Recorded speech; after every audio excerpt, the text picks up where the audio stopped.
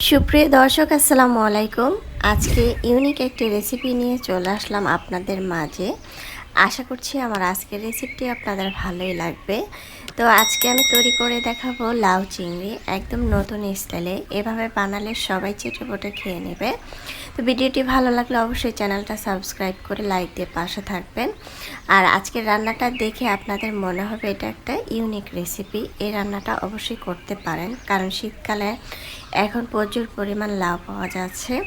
তো প্রথমে দেখতে পাচ্ছেন আমি সরিষার তেল দিয়েছি 1 টেবিল চামচ, তারপরে 1 চিমটি জিরা দিয়েছি, তারপরে এখানে দিয়ে দিলাম কাঁচা মরিচ, পেঁয়াজ কুচি, তারপরে আদা 1 টুকরো, রসুন 2 টুকরো, আর পেঁয়াজটা 3-4টার মতো দিয়েছি দেশি পেঁয়াজ। আর কাঁচা মরিচ অনেকগুলো দিয়েছে, বলতে প্রায় 10 থেকে 15টার মতো। একটু ঝাল ঝাল হলে খেতে ভালো লাগবে। আর এটা নরম কুচি কাঁচামরিচ, এটা বেশি ঝালও না।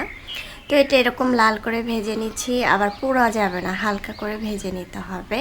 এটাকে উঠিয়ে আমি ব্লেন্ড করে নেব।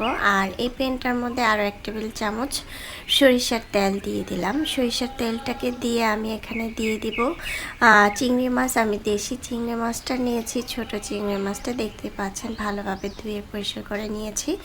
এখন আমি চিংড়িটা একটু ভেজে নেব, হালকা একটু লবণ আর 1 চিমটি হলুদের গুঁড়া দিয়ে। দেখতে পাচ্ছেন আমি কিন্তু খুব সুন্দর করে ভেজে নিচ্ছি। আর এই লাউয়ের তরকারিটার মধ্যে অবশ্যই সরিষার তেলটা দেওয়ার চেষ্টা করবেন, তাহলে তরকারিটার ফ্লেভার অন্যরকম পাবেন। আর চাইলে সাদা তেল দিয়ে তৈরি করতে পারেন, কোনো সমস্যা নাই, রেগুলার তেল দিয়ে। চিংড়ি মাছটা কিন্তু ভাজা হয়ে গিয়েছে, এরপর যে আমি এটাকে উঠিয়ে নিচ্ছি। তারপর ওই পেনটার মধ্যে, ওই তেলটার মধ্যে দিয়ে দিলাম হচ্ছে লাউ। আমি লাউটাকে দেখতে পাচ্ছেন ছোট ছোট করে কেটে নিয়েছি, ধুয়ে আগে চালনি ছেঁকে রেখেছিলাম পানিটাকে যাতে ঝরিয়ে যায়, পানিটাকে ঝরিয়ে নিয়েছি। এখন আমি লাউটাকে দিয়ে দিলাম, দেখতে পাচ্ছেন। এই লাউটার মধ্যে আমি আরও 1 টেবিল চামচ তেল দিয়ে দিব, 1 টেবিল চামচ সরিষার তেল দিয়ে দিলাম,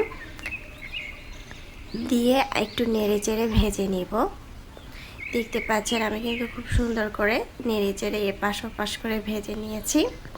এরপর যে আমি এখানে দিয়ে দিব হচ্ছে 1 চিমটির মতো হলুদের গুঁড়া, আর দিয়ে দিব পরিমাণ মতো লবণ, দিয়ে আবারও খুব সুন্দরভাবে নেড়ে চেড়ে মিক্স করে নেব। আমরা যদি এরকম অল্প তেল মশলা দিয়ে এত মজাদার আর সবজি লাউ তরকারি রান্না করে খেতে পারি, তাহলে বেশি মশলার কি প্রয়োজন। যাই হোক, এখন একটু ভেজে নিয়েছি লাউটাকে তেলের সাথে, তারপরে দিয়ে দিলাম ভাজা চিংড়ি মাছটা। ভাজা চিংড়ি মাছটা দিয়ে আবার একটু নেড়ে চেড়ে দিলাম, নেড়ে চেড়ে দিয়ে দেখতে পাচ্ছেন একটু কিন্তু হালকা পানি উঠেছে। এরপর যে আমি দিয়ে দিব হচ্ছে যে ব্লেন্ড করে নিয়েছি পেঁয়াজ, রসুন, আদা, কাঁচামরিচ, এগুলো দিয়ে দিলাম। আর চুলার আঁচটা কিন্তু কমানো যাবে না, চুলার আঁচটা বাড়িয়ে কিন্তু এটাকে ভেজে নিতে হবে, তাহলে অনেক সময় লাউটা কিন্তু বেশি নরম হয়ে যাবে, পানি উঠে যাবে। এখন আমি এটাকে কষিয়ে নিয়েছি প্রায় 3 থেকে 4 মিনিটের মতো। দেখতে পাচ্ছেন কষানোটা খুব সুন্দর হয়েছে। এরপর যে আমি দিয়ে দিব পানি। আমি যে ব্লেন্ডার জগে ব্লেন্ড করে নিয়েছি সেটার মধ্যে আমি 1.5 কাপ পানি নিয়েছি। 1.5 কাপ পানি নিয়ে এখানে দিয়ে দিলাম। দেখতে পাচ্ছেন আমি খুব সুন্দরভাবে নেড়ে চেড়ে দিয়েছি।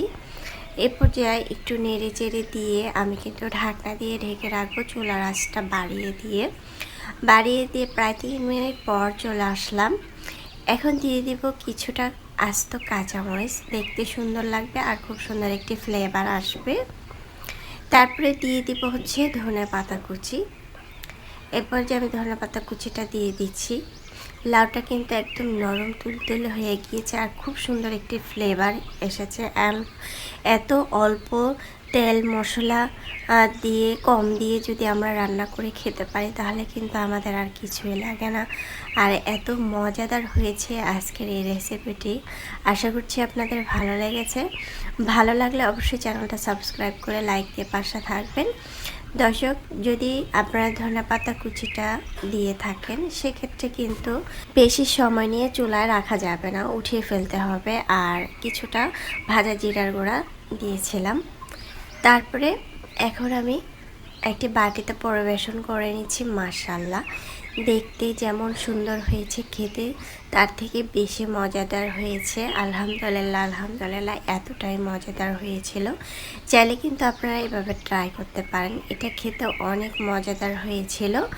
আর এটা কিন্তু গরম ভাত, রুটি দিয়ে কিন্তু আপনারা খেতে পারেন। আর লাউ জিনিসটা এমন একটা জিনিস, আমার তো অনেক প্রিয় একটি খাবার। আমাদের নবীজিরও এই লাউটা পছন্দ ছিল, খুব পছন্দের একটি খাবার। আর লাউ খেলে শরীরটা একদম ঠান্ডা থাকে, হজম শক্তি সব কিছুই একদম স্বাভাবিক থাকে।